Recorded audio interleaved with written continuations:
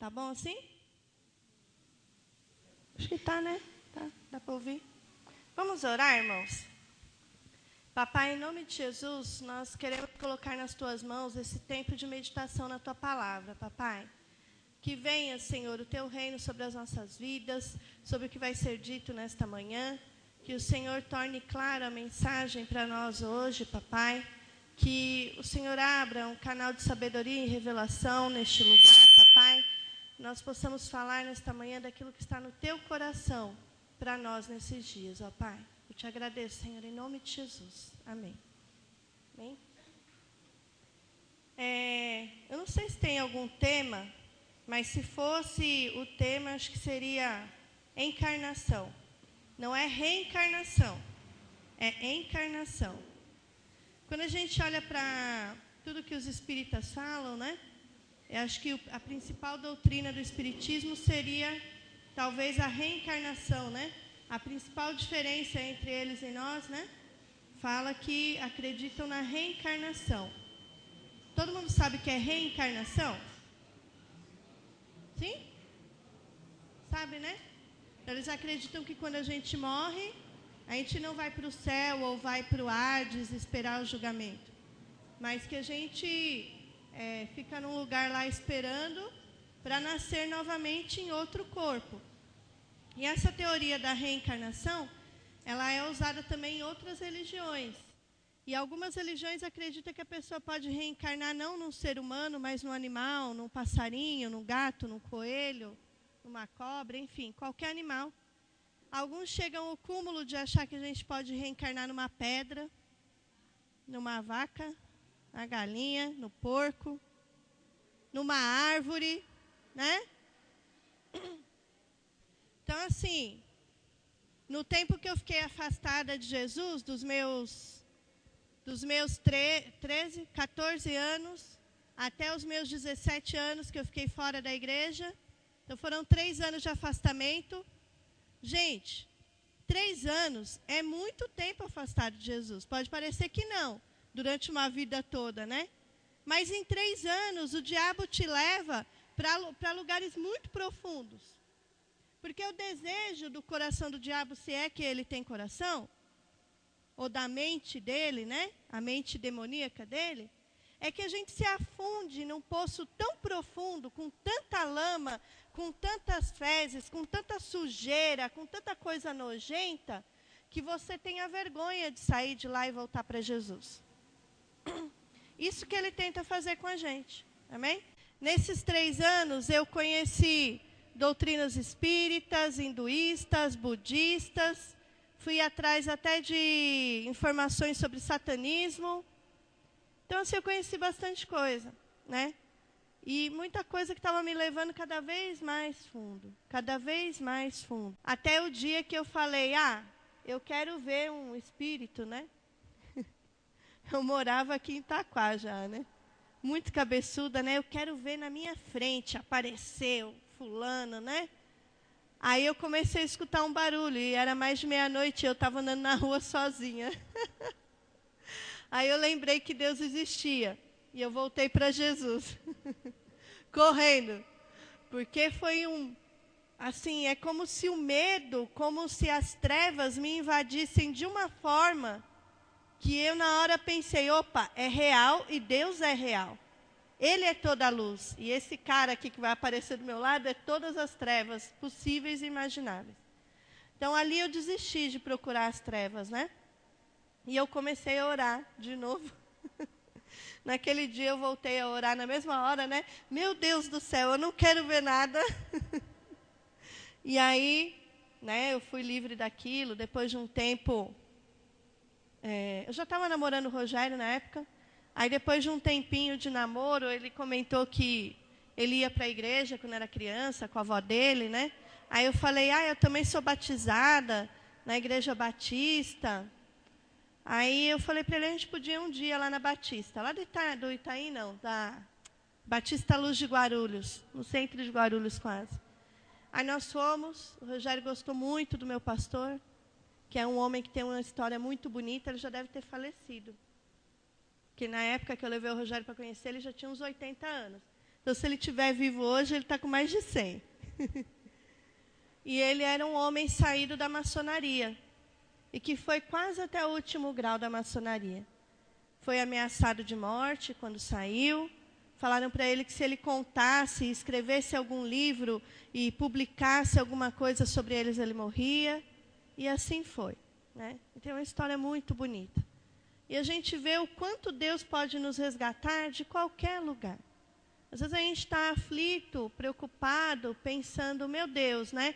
Eu cheguei tão fundo, Deus não vai me tirar dali. Eu não mereço mais perdão. Mas a gente tem que se perdoar e permitir que o Senhor nos perdoe. Por que eu comecei falando de reencarnação? Quando a gente pensa na reencarnação, seria você ter uma outra vida, né? Só que na Bíblia fala que isso não existe. Em Hebreus 9:27 fala que ao homem é dado morrer uma única vez, vindo depois disso o juízo. E até os espíritas, eles usam a Bíblia, mas eles usam os trechos que lhes interessam, né? Eles não usam a Bíblia inteira. A nossa diferença é que a gente crê que a Bíblia, toda a palavra, é a palavra de Deus. Né? A gente não acredita só em um trecho ou outro, nós acreditamos na Bíblia inteira. Mas eu falei de reencarnação para falar hoje sobre encarnação. Reencarnar é voltar novamente em outra carne, né? Em outro corpo. Mas quando a gente fala de encarnação, quer dizer que nós vamos encarnar alguma coisa. A gente pode encarnar um demônio, né? Ficar possuído. Mas a gente pode encarnar algo bom. Nós podemos encarnar nas nossas vidas a vida de Cristo. Quando Paulo fala que não sou eu que vivo, mas Cristo vive em mim, ele está falando não de reencarnação. Ele está falando de alguém que está vivo, morreu, ressuscitou, mas ainda vive entre nós, e ele é manifesto quando ele vive dentro de nós. Amém? É meio estranho, mas é isso, né? Um dia a gente conhece o total segredo disso, o que isso tudo significa. Mas é isso que a palavra diz. Que ele vem e habita entre nós, quando está 2 ou mais falando do nome dele, ele está ali. Mas também que ele vive em nós e através de nós. E eu quero falar dessa vida, de Cristo vivendo através de nós, né? Da encarnação de Cristo em nós. Nós não acreditamos na reencarnação, mas nós acreditamos na encarnação de Cristo nas nossas vidas. Quando a gente pensa que Jesus ele morreu, mas antes dele morrer ele falou para os discípulos, eu vou para o Pai, mas eu envio o Consolador, e vocês não vão fazer só as obras que eu faço, mas vocês vão fazer obras ainda maiores. A gente olha para a nossa condição hoje como cristãos, como filhos de Deus, e a gente pode pensar assim, nossa, mas eu não estou fazendo nem as mesmas obras, né? Quanto mais, ainda maiores. Por que será que a gente não está fazendo? O que está faltando em nós? Antes da queda do homem, lá no Jardim do Éden, Deus criou, né? Fala que Elohim criou. Elohim, quando fala a Bíblia fala em Elohim, está dizendo que é Deus Pai, Deus Filho, Deus Espírito Santo. São os três, né? Deus, que é os três, criaram o homem e a mulher à sua imagem e semelhança. Quando a gente fala em imagem, tem a ver mesmo com aparência. Mas quando a gente fala de semelhança, tem muito a ver com DNA, com algo interior, com o nosso caráter, com as coisas que a gente faz. E quando a gente pensa em encarnar Jesus, nós temos que levar em consideração essas coisas. Será que eu estou sendo imagem, só imagem de Cristo? Ou eu estou sendo semelhança de Cristo também? Eu estou fazendo as mesmas coisas? Eu estou buscando o caráter de Jesus, as coisas que ele fazia, como ele se comportava? Ou a minha vida está tomando uma outra direção, um outro rumo? Toda essa palavra, eu acho que se bem eu não vou cantar, porque senão eu vou espantar vocês. Com minha linda voz, né? Claro. Tem um louvor que o Marcelo tem cantado nos últimos domingos, hoje ele não cantou. Que diz, é do Degma Marques, que ele fala, mais de ti e menos de mim. Que ele cresça, não, que ele apareça, né? Como que é o começo?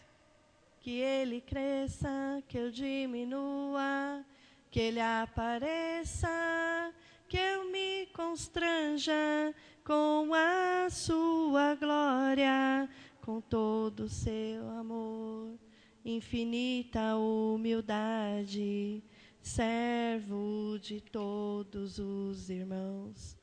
Eu acho que o que eu quero falar isso hoje se resume nesse pedacinho, né? Eu acho que a música inteira é isso, né? Ele fica repetindo, aliás, né? Que ele apareça, que ele cresça, eu diminua, que ele apareça e eu me constranja. Quando fala isso, está falando da gente encarnar Jesus em nós. Da gente permitir que Jesus viva em nós, através de nós. Que ele use as nossas mãos, que ele use os nossos pés, que ele use a nossa boca. Mas para que isso aconteça, não é só que a gente diminua. Não é só que a gente se constranja. É que a gente morra de verdade.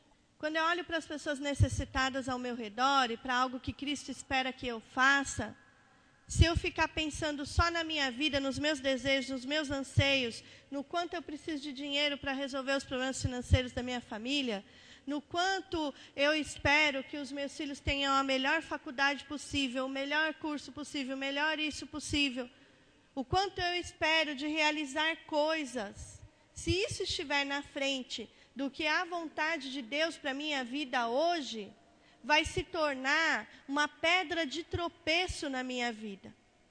Jesus foi muito claro para os apóstolos, para os discípulos.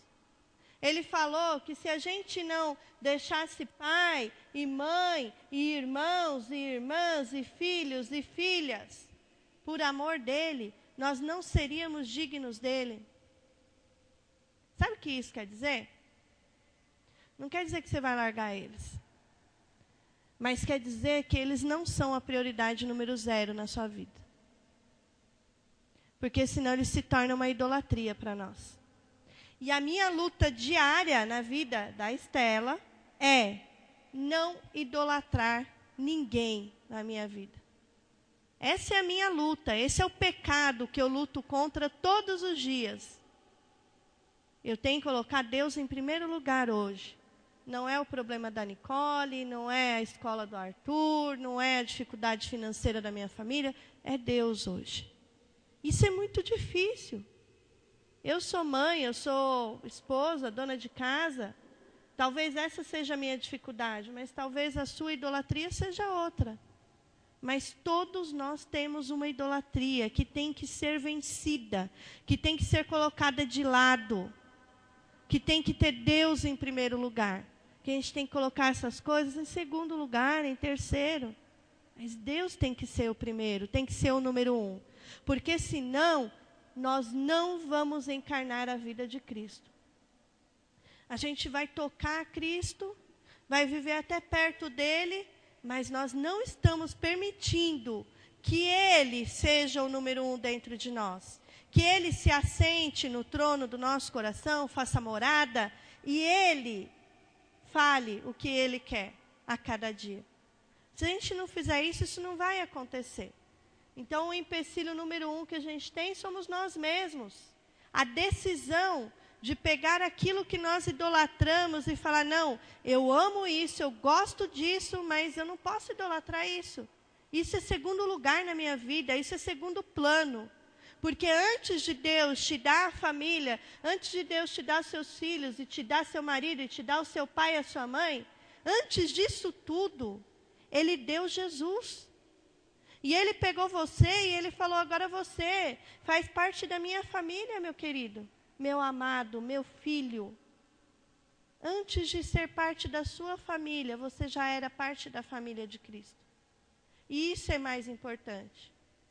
A família, que é o pai, que é Cristo, seu irmão, que é nosso amado, nosso noivo, nosso marido, tem que estar em primeiro lugar no nosso coração. Senão o mundo vai olhar para nós, ele vai ver qualquer coisa. Mas ele não vai ver Cristo. Ele vai ver até uma boa mãe, um bom pai, um bom profissional, vai ver uma pessoa legal, que tem uma boa moral, mas não está vendo Cristo. Porque o espírita também vai demonstrar a moral, os bons costumes, e vai ser bom pai e boa mãe. Às vezes até melhor do que eu e você. Mas não é isso que é importante. O único que salvou o mundo foi Jesus. E o desejo dele para resgatar o mundo, salvar o mundo, trazer libertação, trazer o reino de Deus à terra, é que eu e você resplandeçamos na nossa vida a figura de Cristo, a vida de Cristo, o comportamento de Cristo, os desejos de Cristo, o amor de Cristo, a entrega de Cristo. Isso é o suficiente. Algo menos do que isso não é o suficiente. A gente tem que chegar nesse ponto. Se a gente chegar 100 metros antes, não serve. As nossas obras podem ser queimadas e virarem palha, né? É um amor incondicional. É um amor que supera todas as coisas. É um amor que a gente olha e fala, Jesus, eu decidi. E eu decidi não olhar para trás. E eu decidi não lançar mão do arado. E eu decidi que eu não vou mais me afundar. E eu decidi que eu sou modelo para o mundo. E eu sou Cristo encarnado nessa terra. Amém? E aí eu falei demais e não falei, né, o que era para falar. Como que a gente faz isso na prática? Falar que a gente, Cristo está encarnado em mim, oh glória, aleluia. Como que a gente faz isso na prática? Como que isso é visto de verdade? E não só você pensa de você mesmo, eu sou crente agora, e Cristo vive em mim, e está tudo certo, e é Cristo mesmo vivendo em mim, mas tem algumas coisas práticas que a gente vai observar e vai falar, opa, é isso mesmo. E a gente vai falar assim, puxa, e agora? Né? Se eu não estou fazendo tal coisa, Cristo não está vivendo em mim nessa situação. E aí eu vou me arrependo, peço perdão para Deus e eu procuro mudar aquela situação na minha vida, amém? Vamos dar uma olhada como que era a vida de Jesus. A gente vai percorrer um pouquinho o livro de Mateus. Vamos abrir Mateus. Um pouquinho antes de falar de Jesus, aqui em Mateus 3, versículo 2, João Batista, né, ele começa a pregar antes de Jesus e ele diz assim, abandonem os seus pecados e voltem para Deus, porque o reino do céu está próximo. E o reino do céu estava ali entre eles naquele momento, que era Jesus, carne. João 1 não fala, Jesus veio em carne, né? João, eu estou em Mateus. Em João 1, fala que Jesus, a palavra se tornou carne e habitou entre nós, né? Falando de Jesus. E aqui a gente está vendo que o reino do céu está próximo, João falando. Ele estava falando, olha, Jesus está chegando aí, o Espírito Santo vai se manifestar e o reino de Deus vai se manifestar. Vocês vão ver. Aí nós vamos aqui um pouquinho para frente.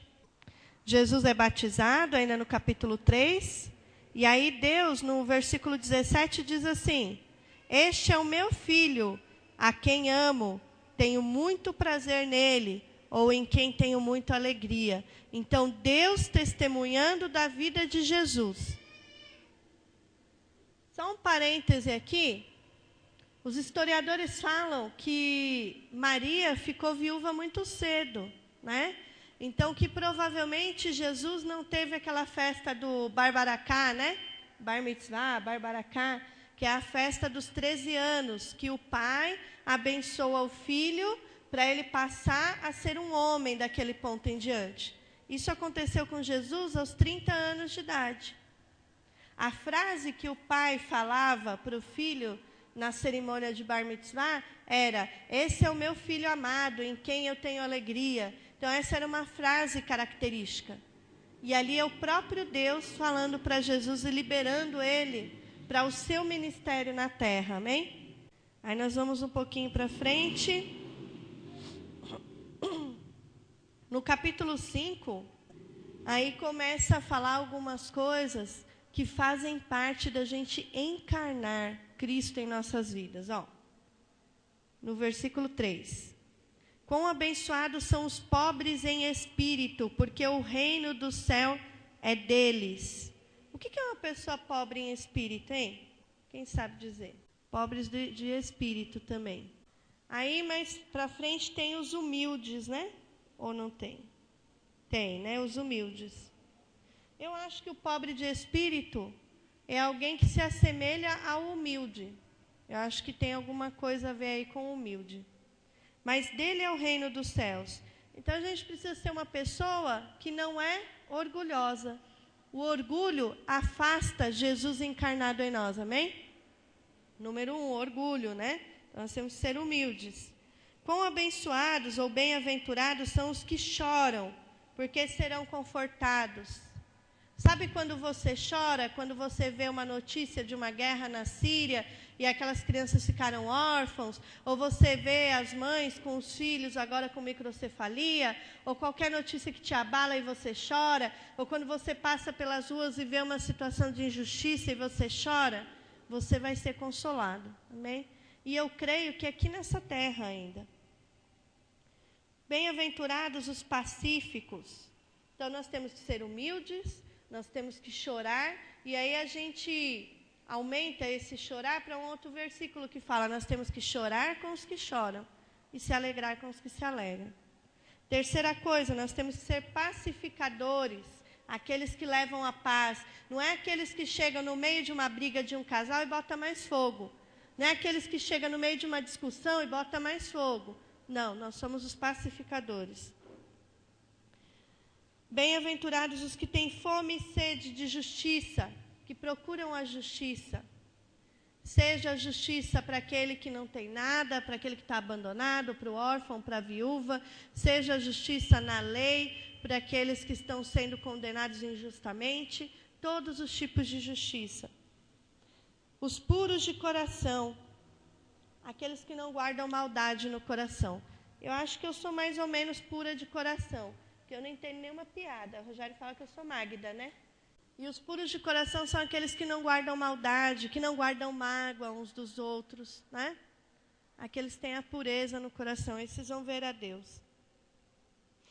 Lembra que tem vários versículos em seguida que Jesus fala assim, deixem vir a mim os pequeninos, as crianças, porque deles é o reino dos céus?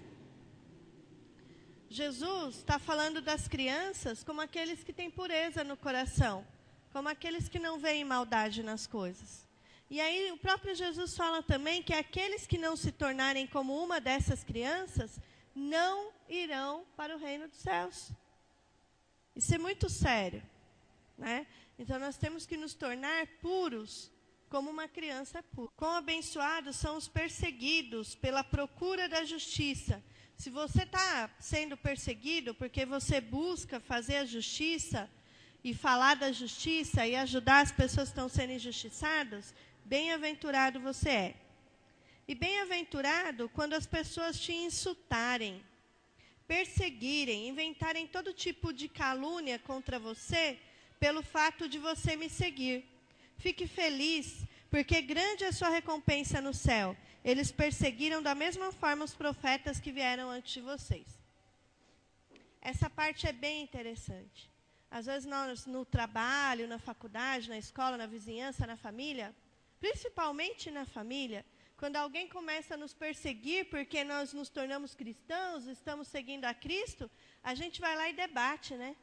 A gente vai lá e reclama, fala um monte, fica irado. Fala, vou botar você no joelho, vou não sei o quê. Não é assim? A palavra está dizendo para a gente não fazer isso. Para a gente amar o outro. Para a gente olhar e falar, estou sendo perseguido? Não tem problema não. No trabalho, quantas vezes o Rogério era perseguido por causa da religião? Quantas vezes ele foi? Hoje, graças a Deus, ele está no emprego que as pessoas o procuram porque ele é pastor e pede ajuda para ele, pede um livro para ler e pede oração. Hoje está ao contrário. Mas já houve empresas em que ele foi perseguido. O que ele fazia?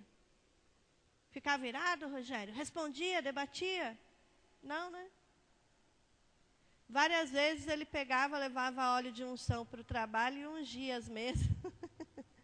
Orava pelas pessoas, né? Essa é a nossa função. É amar o que nos odeiam. É amar aqueles que nos perseguem. É abençoar aqueles que falam mal de nós. Jesus espera que a gente faça isso. E isso não é o apóstolo Paulo falando, é Jesus falando. É como Jesus vivia. E eu estou interessada em encarnar a vida de Jesus em mim. Então eu preciso viver isso. É difícil? É.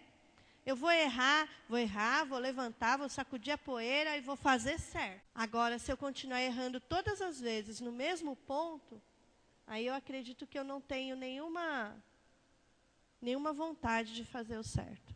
Aí nós seguimos um pouquinho. Olha aqui que interessante. Jesus falando, hein? Vocês ouviram o que foi dito aos nossos pais, olho por olho e dente por dente. Está lá no Velho Testamento, tem muito crente que segue isso ainda, né? Pisou no meu pé, eu piso 2 vezes. Não é nem olho por olho, é olho por 2 olhos, dente por 2 dentes, né? Vou pisar mesmo, ainda vou esfregar, né? Puxou meu cabelo, eu vou cortar o cabelo inteiro com a tesoura, o seu, né? Bem ruim mesmo. Mas eu lhes digo, não se oponham a quem age errado contra vocês. Ao contrário, se alguém abater na sua face direita, permita-lhe bater também na esquerda. Se alguém quiser processá-lo e tirar-lhe a camisa, deixe-lhe também o casaco. E se um soldado forçar você a carregar sua carga por 1,5 km, carregue-a por 3 km. Quando alguém lhe pedir alguma coisa, dê o que for pedido. Quando alguém quiser pedir algo emprestado a você, empreste. Vocês ouviram o que foi dito aos nossos pais, ame seu próximo e odeie seu inimigo. Lá no Velho Testamento. Mas eu lhes digo, amem seus inimigos, orem por quem os persegue, então vocês se tornarão filhos do Deus celestial, porque Ele faz seu sol brilhar da mesma forma sobre pessoas boas e más, e envia chuva igualmente para justos e injustos. Que recompensa obterão se amarem só quem ama vocês? Porque a teriam se até os coletores de impostos agem assim? E se vocês forem amáveis só com seus amigos, o que há de extraordinário nisso? Até os fariseus fazem isso. Portanto, sejam perfeitos como o Pai Celestial de vocês é perfeito. Amar quem nos odeia. Ajudar aquele que nos faz o mal. Não dar resposta àquilo que falaram mal de você. Deixa eu falar. Maldição sem causa não prospera. O passarinho da maldição que vem voando e não acha o ninho na cabeça para que possa pousar e fazer ali, né, da cria, gerar mais passarinhos. Se ele não achar o ninho, ele não vai pousar. Amém? Então nós temos que nos libertar dessas coisas. Jesus era assim. Quando eu encarno Jesus, eu trato bem aquele que me trata mal. Eu trato bem aquele que falou mal de mim. Eu empresto aquele que me pede emprestado. Se eu posso emprestar. Lógico que eu não vou emprestar aquilo que eu vou precisar usar agora imediatamente. Ou eu vou roubar para emprestar aquilo que eu não tenho. Só que tem um trecho, acho que em Provérbios, se eu não me engano, que fala quando a gente emprestar, que a gente não pense em receber de volta. Eu sei que às vezes a gente empresta as coisas e sabe que no dia 10 a pessoa vai receber e vai nos pagar. Mas tenham o cuidado. Saibam que muitas vezes a pessoa não vai poder pagar. E vai acontecer um imprevisto.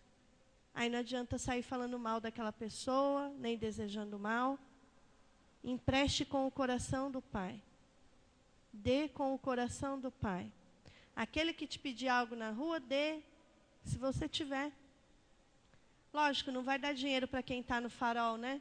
Que vai pegar aquele dinheiro e vai usar drogas.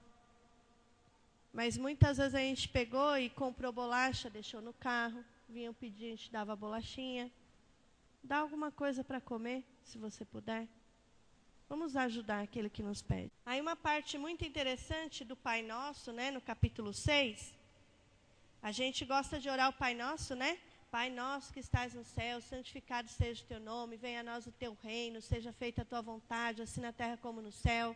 O pão nosso de cada dia nos dai hoje, perdoa as nossas ofensas, nossas dívidas, assim como nós perdoamos aos nossos devedores ou aqueles que nos ofenderam. E não nos deixes cair em tentação, mas livra-nos do mal, pois teu é o reino, o poder e a glória para sempre. Amém.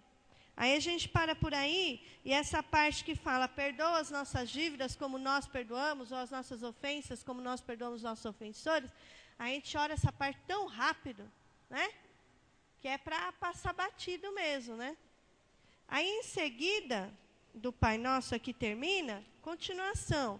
Jesus diz assim, pois se vocês perdoarem os outros pelas ofensas cometidas por eles, seu Pai Celestial também os perdoará.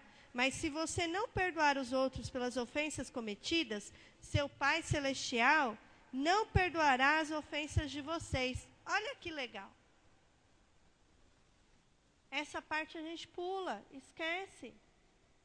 Se eu não perdoar o meu irmão, querido, não perca tempo pedindo perdão a Deus pelos seus pecados.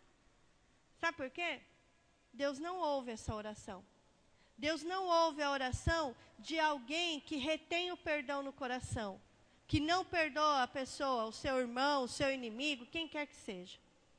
Se nós não perdoamos, Deus não nos perdoa. Se nós não somos perdoados, há um abismo entre nós e Deus. E é impossível que Cristo esteja encarnado em mim. Então, a pessoa que tem rancor, que tem mágoa no coração, ela pode ter aprendido a pregar, ela pode saber orar com as melhores palavras, louvar super bem, ministrar o louvor. Mas sabe o que isso é diante de Deus? Nada. Porque Ele não está nem ouvindo. E sabe o que isso gera na pessoa que está ouvindo, se ele está pregando? Nada. Porque as palavras dele não provêm do Espírito Santo. São vazias. Isso é muito sério, gente. Isso nos afasta de Deus de uma tal forma que é pior do que os nossos próprios pecados. Nós precisamos perdoar uns aos outros, amém? Outra coisa interessante, olha que bonitinho. Eu não vou ler, não. Vou resumir. No capítulo 7, Jesus fala para não julgar, para nós não sermos julgados. Sabe aquela conversa de crente? Ah, você viu o que fulano fez? Meu, isso é do diabo. Isso não é conversa de crente, coisa nenhuma. Fala da sua própria vida. Fala do seu próprio casamento, da sua própria criação de filhos, mas não fala do outro, do terceiro. Isso não provém de Deus. A palavra diz para nós não julgarmos, para não sermos julgados, porque com a mesma medida que nós julgarmos alguém, nós também seremos julgados. E aí Jesus fala, né? Por que você olha no cisco que está no olho do outro e não vê a própria trave que está no seu olho, um pedaço de madeira enorme que está enfiado no seu olho, você não está vendo nada? E você está preocupado com o cisco do olho do outro. Às vezes o nosso pecado ele é muito sutil. Como que eu falei no começo? A minha preocupação diária, de cada dia, Deus, isso tem que ser intencional, gente. Todos os dias eu tenho que olhar para a minha vida, olhar para Deus e falar, Deus, o Senhor é o número 1. E eu vou buscar o Senhor primeiro, eu vou orar primeiro, eu vou falar com o Senhor primeiro, eu vou ler a Tua palavra primeiro, os meus filhos vêm em segundo lugar. Minha família vem em segundo lugar. Isso é intencional, sabe? Quando a Nicole estava no 8º ano, se eu não me engano, teve uma briga lá com a menina lá que era meio doida na escola, lembra, Ni? A moreninha? A mãe da menina, assim, se eu não pensasse em Deus em primeiro lugar, acho que a gente tinha se agarrado no pátio da escola e saído rolando no chão. Eu e a mãe da menina. Que a menina aprontou com a Nicole e a mãe da menina aprontou com a Nicole e abusou da autoridade dela, né? Mas foi muito feio. E aí começou a gritar na minha frente, foi aquele, né? Mas eu pensei 1000 vezes. Eu pensei 1000 vezes. Não importa se eu tinha razão. Não importa se aquela mulher me ofendeu. Não interessa. Eu saí de lá e eu fui parar no hospital, que a minha pressão subiu um pouco, o coração ficou disparado, fiquei doida.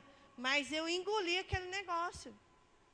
Porque não posso me dar o luxo de perder a cabeça e ir para cima de alguém.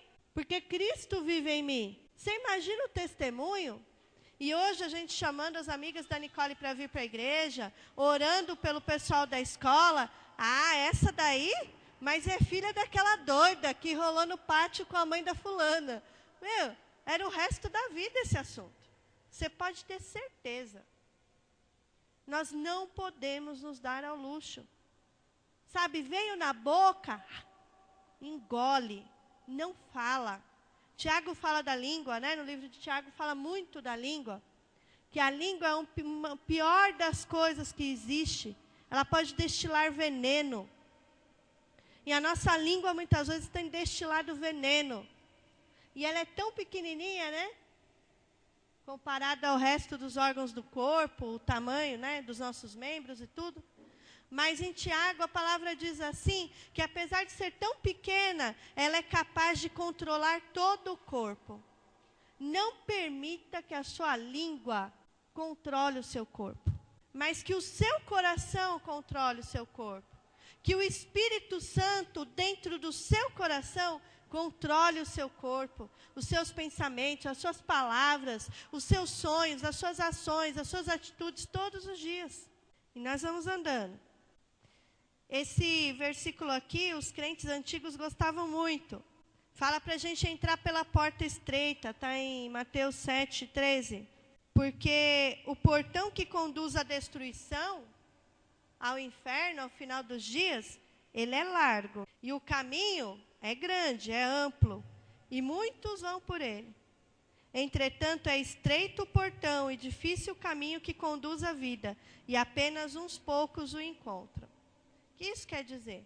Se a sua vida está muito fácil, ninguém está te perseguindo, e você está sendo um crente de boa, cara, você não está tendo dificuldade para buscar a Deus todos os dias, tem alguma coisa errada.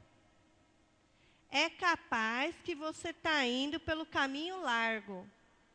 É bem capaz. Então, analise dentro de você a idolatria dentro de mim, a falta de perdão. Está tão fácil eu lidar com os meus inimigos, porque quando passa aquela pessoa que me deve e resolveu não pagar mesmo, eu atravesso a rua e nem olho na cara.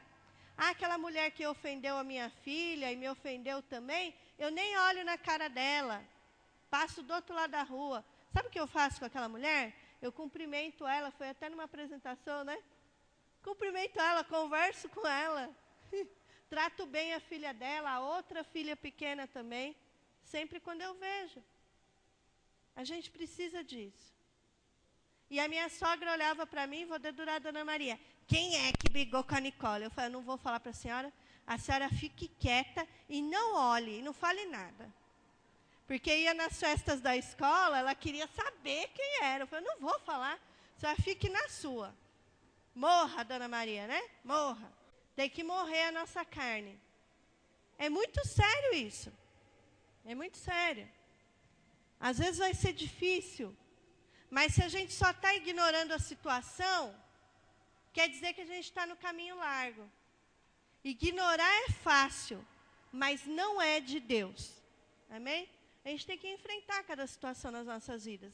E algumas não vão ser fáceis, mas a gente precisa fazer. Isso aqui é muito legal. Nem todo que diz Senhor, Senhor entrará no reino do céu, mas apenas quem faz o que meu Pai Celestial deseja. Eu vou falar de Jesus para toda a minha família, para os vizinhos, para isso, para aquilo. Mas eu sei, um dia Deus falou comigo que Ele queria que eu fosse ser um missionário na Índia. E eu falei, Deus, quando eu terminar a faculdade eu vou. Aí terminou a faculdade. Quando eu casar eu vou. Aí casou. Quando eu tiver o primeiro filho eu vou. Quando o meu filho terminar a escola, o fundamental, eu vou. Quando o meu filho entrar na faculdade eu vou. Deus, o meu filho precisa de mim agora que está na faculdade. Quando ele terminar eu vou. E aí vai dando desculpinhas e nunca vai. A gente está fazendo a vontade de Deus? A gente pode ganhar todo mundo ao nosso redor, mas a gente está desobedecendo um chamado que Deus tem para as nossas vidas. E isso eu falo que existem chamados parciais. A gente precisa ver aonde Deus está se movendo ao nosso redor hoje. E aí tem o contrário também. Tem aquele que pensa, quando eu casar, Deus vai me mandar para a Índia, então eu não vou fazer nada até lá. Também está errado. Também não está cumprindo a vontade do Pai. Porque todos esses textos que eu estou lendo, se você for ver entre eles, vinha o doente até Jesus, ele curava. Aí ele ia de uma cidade até outra pregar o evangelho, falar do reino de Deus. Ele passou por várias cidades. Ele ia fazendo as coisas no meio do caminho. E às vezes pode parecer que não eram grandes coisas. Ele não foi pregar na Europa. Ele não foi lá na Ásia. Ele não veio aqui para o continente americano, para a Índia. Não. Mas ele pregou todas as cidades ao redor. E a gente pode dizer, foram coisas pequenas. Mas em todos os lugares onde ele foi, que o Espírito de Deus movia ele, ele fez todas as coisas. De manhã, de tarde, de noite, de madrugada. E ele falava, eu só faço o que vejo o meu pai fazer. E só falo o que ouço o meu pai falar. Então, ele estava cumprindo toda a vontade de Deus. E ele preparou tão bem aqueles 12 apóstolos, que ele nem precisou, antes de morrer, ir para a China, Japão, para a Europa, para a Índia. Não, aqueles apóstolos foram. E evangelizaram na época todo mundo conhecido, né? Então, a coisa aconteceu no mundo inteiro. Mas olha que interessante. Apenas quem faz o que meu Pai que celestial deseja. Naquele dia, muitos me dirão, Senhor, Senhor, não profetizamos em seu nome não expulsamos demônios, não realizamos muitos milagres em seu nome? Então lhes direi na cara, nunca os conheci. Afastem-se de mim, praticantes do que é contra a lei. A gente tem que pensar nisso. Será que eu estou nessa condição? Eu estou fazendo coisas que, entre aspas, são boas, mas eu estou ouvindo a Deus e estou desobedecendo o que Ele está pedindo para mim? Mais vale obedecer a Deus do que fazer 1000 coisas boas. A gente tem que ouvir claramente o que Deus está pedindo para nós. E fazer, e realizar. Aí, mais para frente, ele fala que aquele que obedece as palavras de Jesus são comparados a pessoas que constroem sua casa sobre a rocha. Que vem a chuva, vem a tempestade, venta e tudo mais, vem as ondas e a casa não cai. Agora, aquele que constrói sobre a areia, vixe. Quem é que constrói a casa sobre a areia? Somos nós, quando não priorizamos Deus, quando não ouvimos a voz dEle e cumprimos a vontade dEle. Somos nós, quando nos fingimos de crente, mas não perdoamos os nossos irmãos. Somos nós, quando atravessamos a rua porque passou aquela pessoa que a gente não gosta muito, ou que a gente não quer perdoar. Somos nós que construímos a nossa casa na areia. E aí Jesus foi curando ao longo do caminho, expulsando demônios, curava até a distância. E aí tem uma coisa que é bem interessante. Chega o ponto que Jesus começa a falar de uma fé inabalável, né? Eles entram no barquinho, e aí começa a chover, a tempestade, tudo, e os discípulos ficam desesperados, e acordam Jesus e falam, a gente vai morrer e você está aí dormindo? Aí ele levanta e fala, como vocês são homens de pouca fé. Levanta a mão e repreende a tempestade. E está tudo certo. Teve uma vez que o Rogério viajou, e ele estava em Singapura, né? E a gente levava até na brincadeira, eu e o Rogério.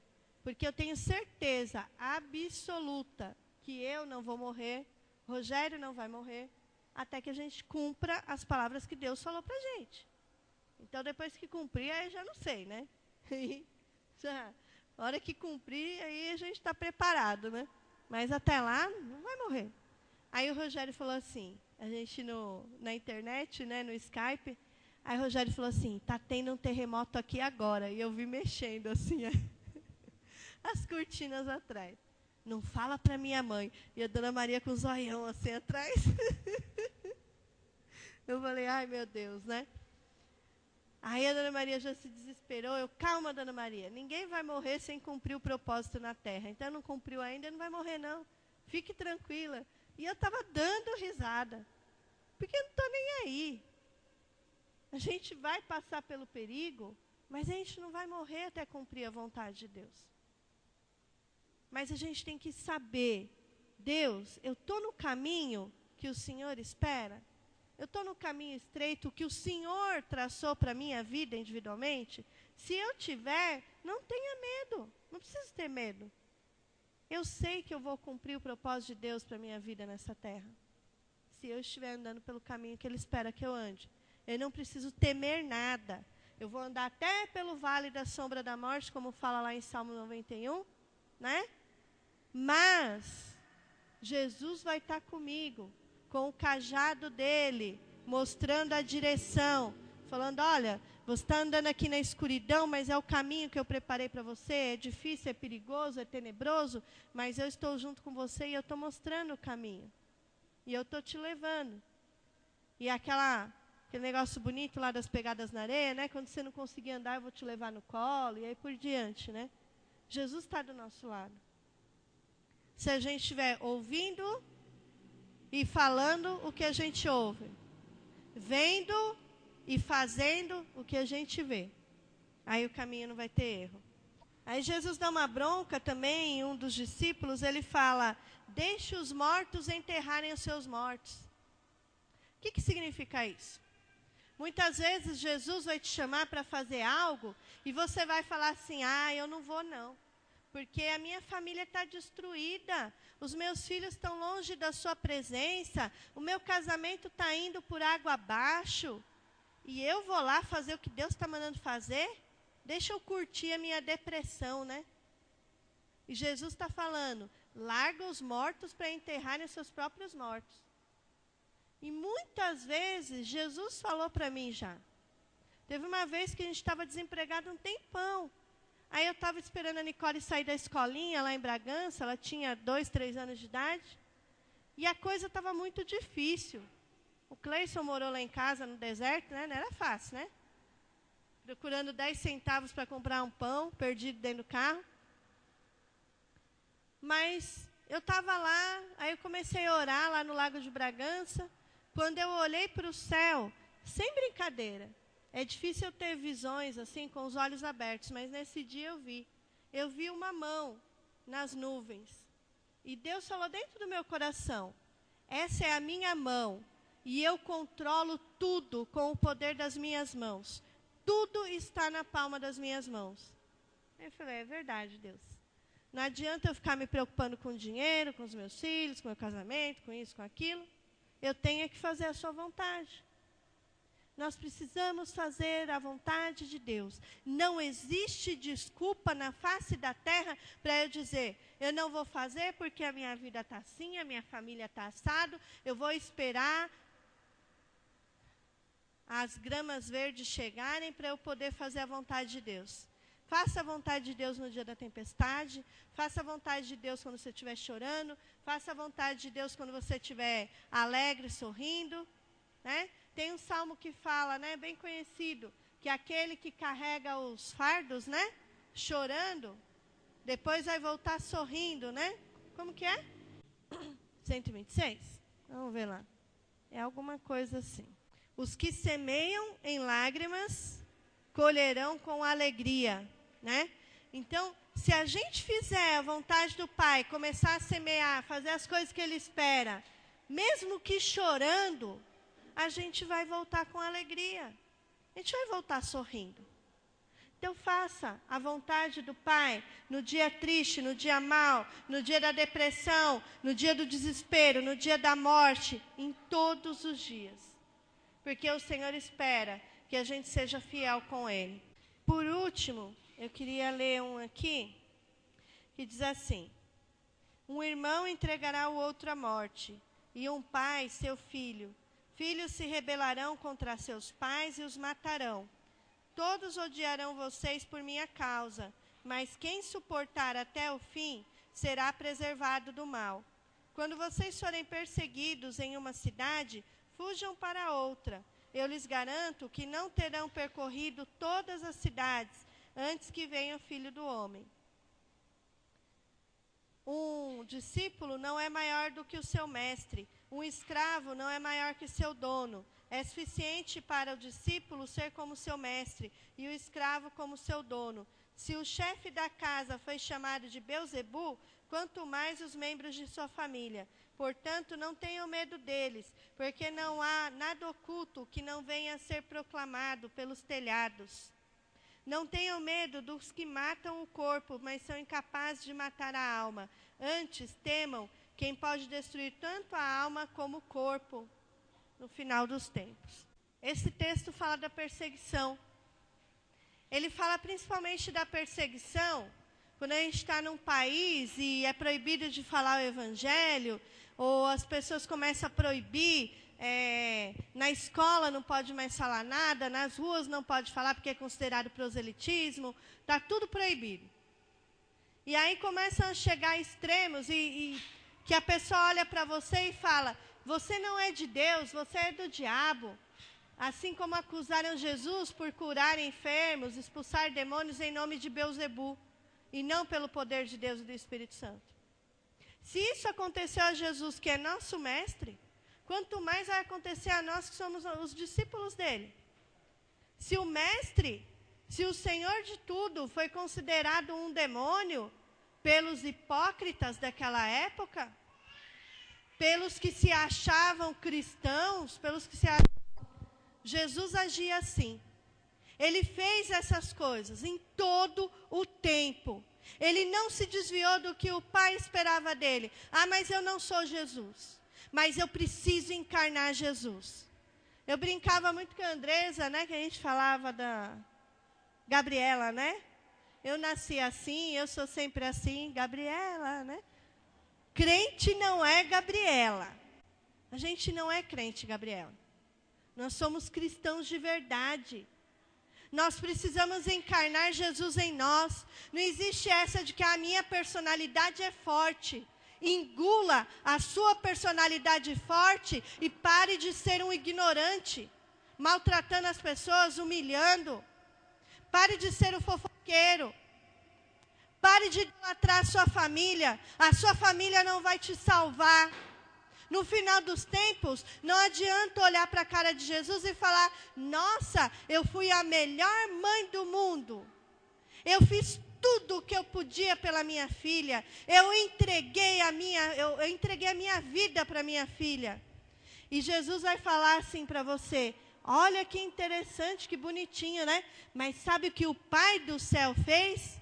Ele não entregou a vida dele por mim. Ele me entregou para você. Ele entregou a vida do filho. Ele não idolatrou o próprio filho. Ele não amou mais o filho do que a você. Ele entregou o filho por você. Será que nós somos capazes hoje de entregar o nosso orgulho, de entregar a nossa ignorância, de entregar a idolatria das coisas que nos rodeiam, da nossa família que seja, nas mãos de Deus e falar, são teus? Eu te entrego, eu sacrifico isso, eu estou matando isso hoje. Será que eu sou capaz de matar a minha personalidade forte, a minha ignorância, a minha hipocrisia, o meu sarcasmo? Será que eu posso matar isso hoje? Porque se não matar isso hoje, Jesus de modo algum pode morar dentro de mim. Ele não habita nessa casa. E para que o mundo olhe para mim e fale, nossa, é cristão de verdade. Eu quero o que você tem. Eu quero andar com você. Preciso fazer com que Cristo viva em mim. Eu preciso encarnar a Cristo dentro da minha vida. E isso não acontece do dia para a noite. Isso não acontece de eu buscar a Deus todos os domingos. Isso acontece de eu buscar a Deus todos os dias. De eu acordar de manhã e falar, Deus, o Senhor é o número 1. Não vai dar tempo de eu fazer 1 hora de oração, mas eu vou fazer 5 minutos de verdade. Eu vou ler a tua palavra hoje, nem que seja um capítulo, mas eu vou praticá-la. Eu não vou pegar essa palavra e vou construir a minha casinha na areia. Eu vou pegar essa palavra que acabou de falar para mim, amar o meu inimigo, eu vou praticar ela hoje. E sabe o que você vai viver no dia que você falar isso? No dia que você ler isso e falar, eu vou praticar isso hoje, a pior pessoa da tua vida vai aparecer na sua frente. Aquela que mais te sacaneou, que aprontou, que pisou no seu calinho mesmo e sapateou. É ela que vai aparecer na sua frente. Porque Deus vai nos provar para que nós possamos, de verdade, viver na prática o que Ele está falando com a gente. Amém? Isso é muito sério. Eu queria encorajar vocês, a vocês realmente lerem Mateus, Marcos, João, Lucas, lerem a vida de Jesus e ver, nossa, Jesus era assim, e eu estou sendo o oposto. E orar, falar, Pai, me perdoa, porque todos esses anos eu tenho feito isso, e o Senhor faz exatamente o contrário. A sua vida não era assim. A sua vida era o oposto da minha. Amém? E em todos esses trechos, Jesus vem dando exemplos de que o reino dos céus é assim. E em vários momentos ele fala, né? Que vai lançar para fora, aonde há choro e ranger de dentes. Quem sou eu para falar quem está salvo, quem não está salvo? Eu não sou ninguém. Quem vai falar é Jesus. Agora, uma coisa que ele deixa bem clara, é que pelos frutos nós conheceremos as árvores. Quais têm sido os nossos frutos? Será que a gente tem gerado vida por onde a gente anda? Será que a gente tem gerado reconciliação? Será que a gente tem trazido outras pessoas à fé em Cristo? Será que nós temos ido e feito discípulos assim como Jesus fez? E recomendou aos seus discípulos que também o fizessem? Ou será que a gente está conformado, olhando para fora e pensando, se eles quiserem, eles venham, né? Se eles morrerem amanhã, Deus é tão bonzinho que Ele vai dar uma última chance para aquela pessoa conhecer a Ele de alguma forma. E eu não tenho me responsabilizado com isso. Mas se nós somos cristãos que encarnam a vida de Cristo em nós, eu tenho certeza que Ele não ficava parado. Ele ia, quando a gente lê, a gente vê no mesmo dia, Ele indo pregar o Evangelho, falando das boas novas, depois se retirando para orar, depois fazendo jejum, depois subindo ao monte, todos os dias. A gente costuma falar no discipulado, às vezes, que é os relacionamentos para cima, para dentro e para fora. Ele tinha contato com o Pai todos os dias, não tinha? Ele orava todos os dias, ele buscava o Pai, ele jejuava, ele se retirava, ele fazia vigília todos os dias. E aí ele tinha o contato com os de dentro, eram seus discípulos, aqueles 12, mas eram também os 70, e provavelmente toda aquela comunidade que andava com ele, que eram mais de 100 e poucos, né? E ao mesmo tempo ele tinha os contatos para fora.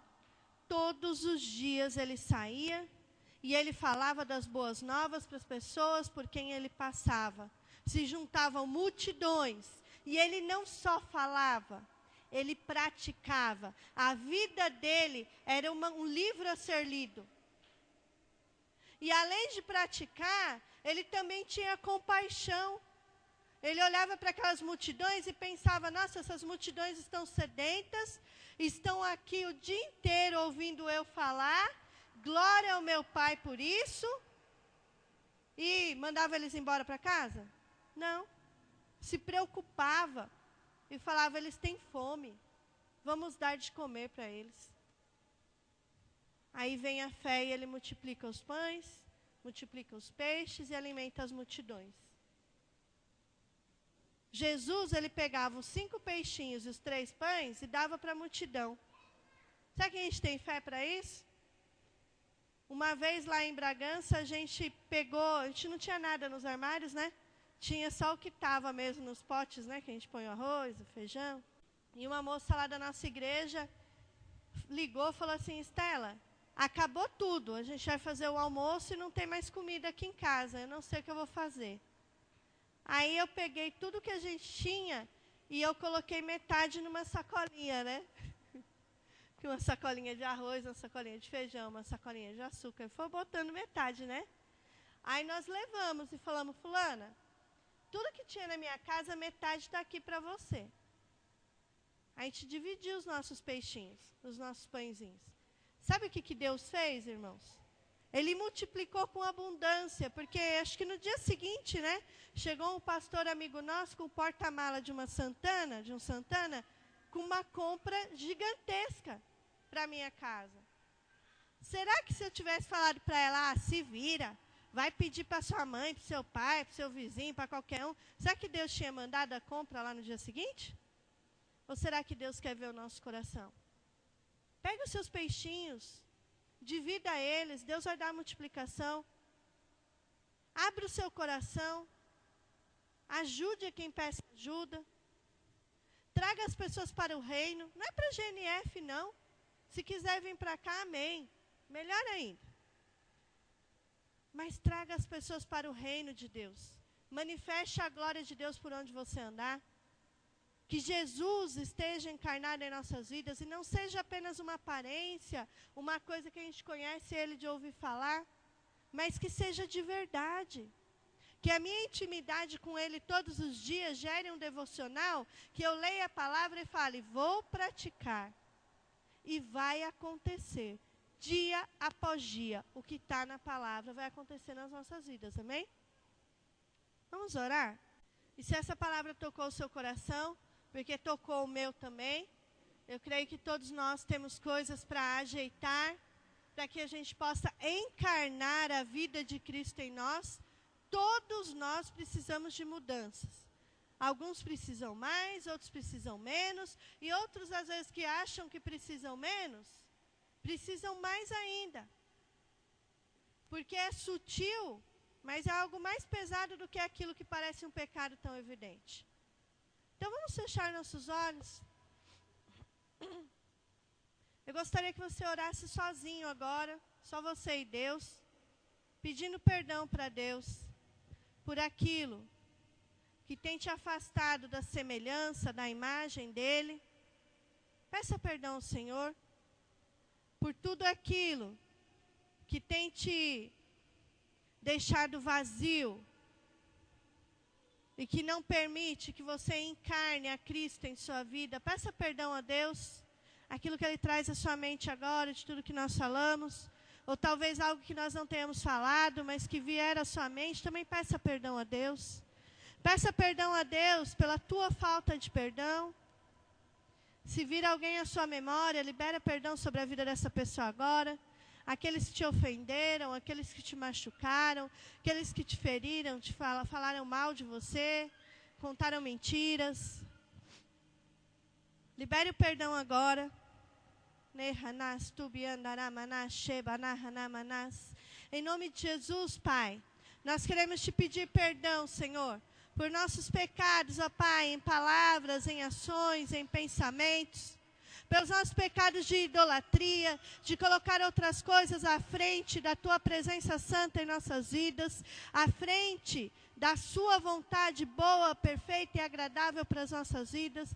Nos perdoa por toda a inconstância, nos perdoa por hipocrisia, por falarmos uma coisa e vivermos outra. Nos perdoa, Pai, pelas mentiras que nós falamos para nós mesmos, pelos auto-enganos. Pai, nos perdoa, Papai. Nos perdoa, Senhor, porque achamos que sermos cristãos é simplesmente vir à igreja aos domingos e deixamos, Senhor, de buscar a Tua face, de falar contigo, de ouvir a Tua voz, de ler a Tua palavra e praticar. Papai, nos perdoa, porque tantas vezes estamos construindo as nossas casas sobre a areia e não sobre a Tua rocha, a rocha que é Jesus. Nos perdoa, Senhor, porque tantas vezes nossas casas não estão sobre Ti. Nós te pedimos hoje, Papai, que as nossas casas sejam construídas sobre o Senhor Jesus. Senhor, que Cristo, verdadeiramente possamos dizer, Cristo vive em mim, habita em mim. Não sou eu que vivo, mas Cristo vive em mim. Nós queremos encarnar a palavra, e a palavra é o próprio Jesus. Queremos encarnar os Teus mandamentos que estão na Bíblia, nas Escrituras, porque assim estamos encarnando o próprio Jesus em nós. Nos ajuda, Jesus. Nos ajuda, Jesus. Constrange o nosso coração, que quando a gente cantar mais de Ti e menos de mim, isso seja verdade, que eu morra e que o Senhor viva em mim, Jesus. Que eu me constranja com a Sua glória, que venha o Teu reino na minha vida, que as coisas sejam mudadas, transformadas.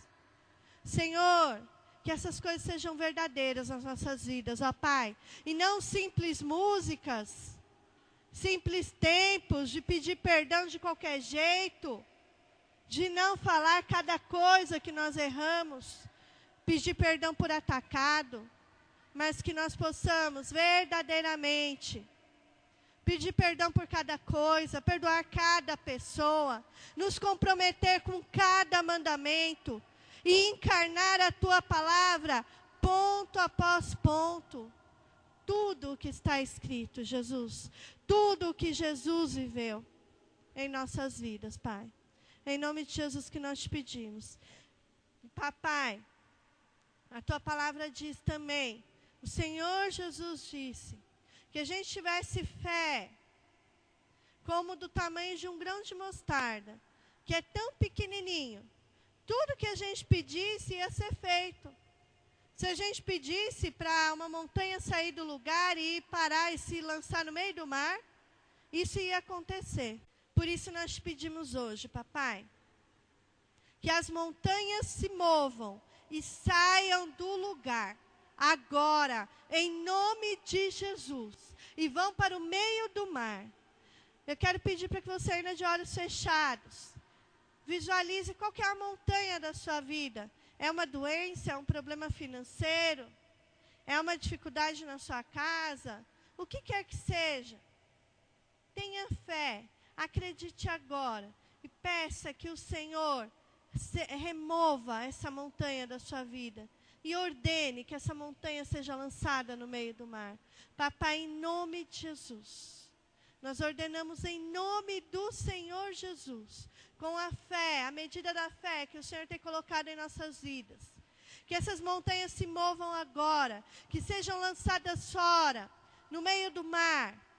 Toda doença, todo problema de saúde, Senhor, na vida da Lucélia, Senhor, que seja curada completamente em nome de Jesus, que essas inflamações, que essa artrite seja lançada fora em nome do Senhor Jesus. Os problemas na perna, na articulação, nos ossos, no Igor, ó Pai, também, em nome do Senhor Jesus, sejam lançados fora, aonde o Senhor Jesus determinar, que haja cura completa. Papai, em nome de Jesus, os problemas financeiros, os problemas familiares, os medos, as depressões, as ansiedades, Senhor, que tudo isso seja lançado fora, agora, em nome do Senhor Jesus. Que todo cuidado desta vida, Pai, em nome do Senhor Jesus, seja lançado fora também. Papai, o Senhor mesmo, o Senhor Jesus disse que assim como o Senhor veste as ervas do campo, os lírios do campo, o Senhor não ia cuidar de nós? Então nós não temos que nos preocupar com coisa alguma. Senhor, que nós possamos, em primeiro lugar, buscar o Teu reino e a Sua justiça, porque essas coisas o Senhor mesmo prometeu que seriam dadas àqueles que o amam, àqueles que o buscam, àqueles que cumprem a Tua palavra e a encarnam. Senhor, prepara as nossas vidas para encarnar a Tua vontade, a Tua palavra, o próprio Senhor Jesus em nós. E que os cuidados dessa vida estejam apenas nas Tuas mãos. Senhor, nós tiramos das nossas mãos e colocamos nas Tuas mãos, ó Pai, em nome do Senhor Jesus. Amém, Jesus. Amém. Feche os olhos, agradece ao Senhor pela reunião, por tudo que aconteceu aqui, tudo que Ele falou com você. Agradece a Ele pela palavra, agradece a Ele por possibilitar a adoração. Senhor, somos gratos a Ti, Pai, porque o Senhor nos possibilita, pessoas fracas e pecadoras como nós, poder Te adorar, Pai, poder nos render a Ti e termos testemunhos para contar, Senhor. Somos gratos. Eu quero Te pedir, Pai, que o Senhor grave a Sua palavra em nossos corações, que a gente possa caminhar, Pai, dia após dia, sendo a encarnação da Tua palavra, sendo imitadores de Jesus por onde andarmos, Senhor. Que a gente possa realmente dizer que Jesus vive em nós, que a igreja sobre a terra é o corpo de Cristo, porque nós representaremos aquilo que o Senhor quer, Pai. Então nos capacita para Te agradar com nossas vidas, em nome de Jesus, Senhor Deus. E que o amor de Deus Pai, a graça de nosso Senhor e Salvador Jesus Cristo, e que as doces consolações e o poder do Espírito Santo seja conosco não só hoje, mas para todo sempre. A igreja diga... Amém. Estamos encerrados. Abençoe sua vida. Obrigado, Jesus.